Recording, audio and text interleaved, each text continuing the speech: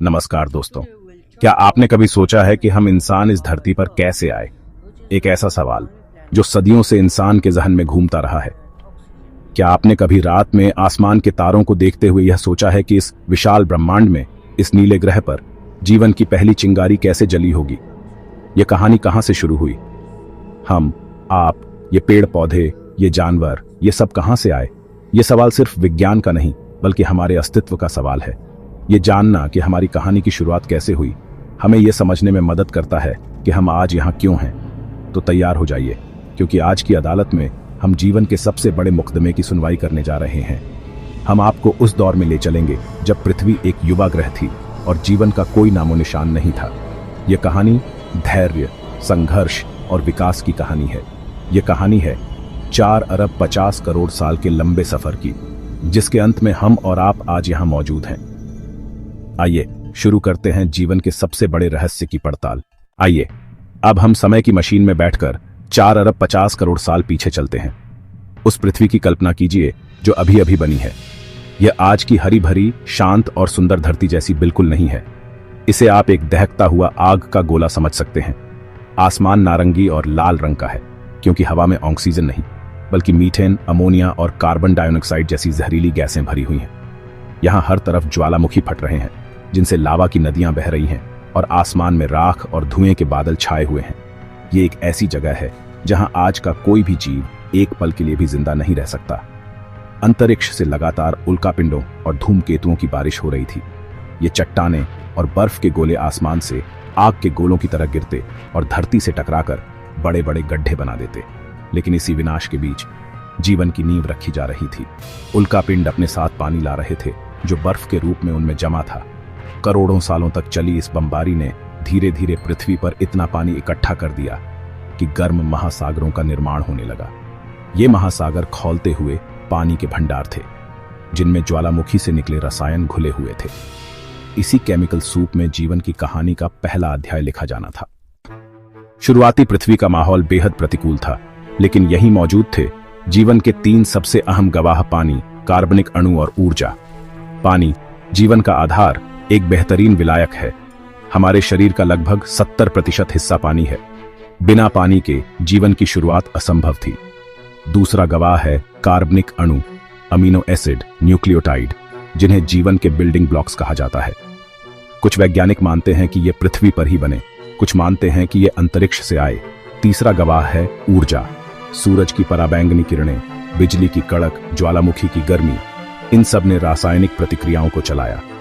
इन तीनों ने मिलकर महासागरों के केमिकल सूप में सरल अणुओं को जटिल अणुओं में बदलना शुरू किया। यह प्रक्रिया करोड़ों सालों तक चली। धीरे धीरे जीवन के लिए जरूरी कच्चा माल तैयार हो गया।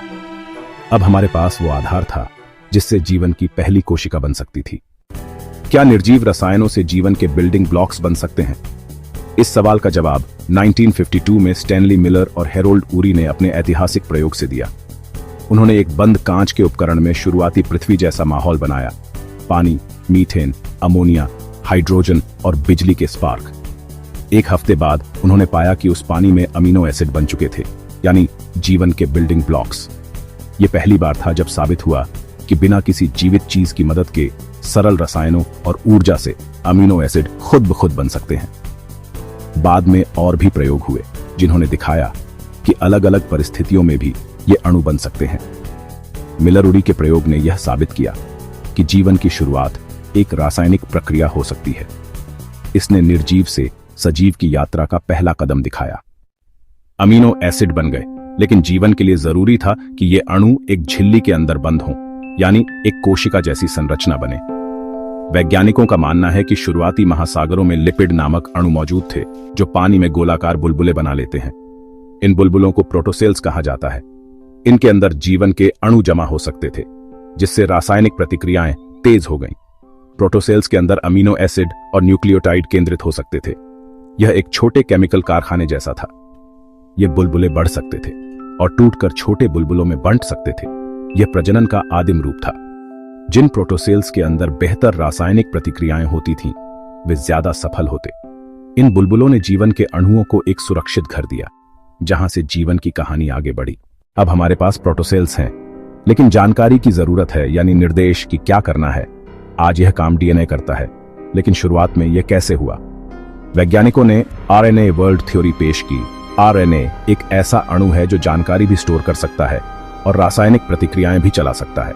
शुरुआती प्रोटोसेल्स के अंदर आरएनए अणु तैर रहे थे जो अपनी प्रतियां बना सकते थे और रासायनिक प्रतिक्रियाएं नियंत्रित कर सकते थे। आरएनए ने डीएनए और प्रोटीन दोनों की भूमिका निभाई। जिन प्रोटोसेल्स में बेहतर आरएनए था वे ज्यादा सफल हुए। धीरे धीरे आरएनए ने डीएनए बनाना सीख लिया जो जानकारी को ज्यादा स्थिरता से स्टोर कर सकता था। प्रोटीन बनने लगे जो रासायनिक कामों में आरएनए से भी बेहतर थे।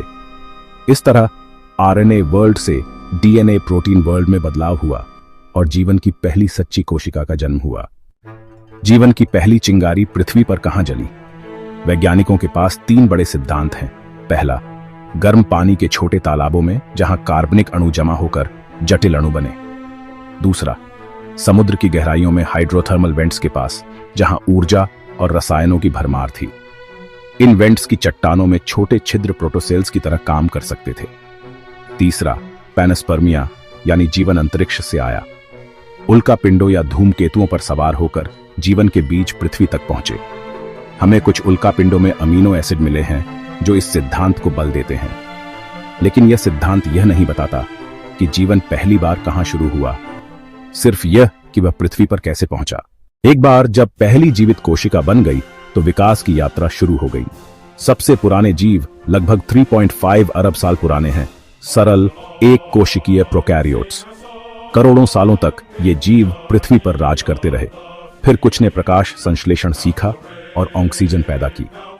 ऑक्सीजन क्रांति ने पृथ्वी को बदल दिया। कुछ जीव मरे, कुछ ने अनुकूलन किया। ऑक्सीजन से ओजोन परत बनी जिसने जीवन को सूरज की हानिकारक किरणों से बचाया।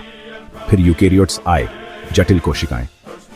इसके बाद बहुकोशिकीय जीव और फिर कैम्ब्रियन विस्फोट में जानवरों के प्रमुख समूह विकसित हुए।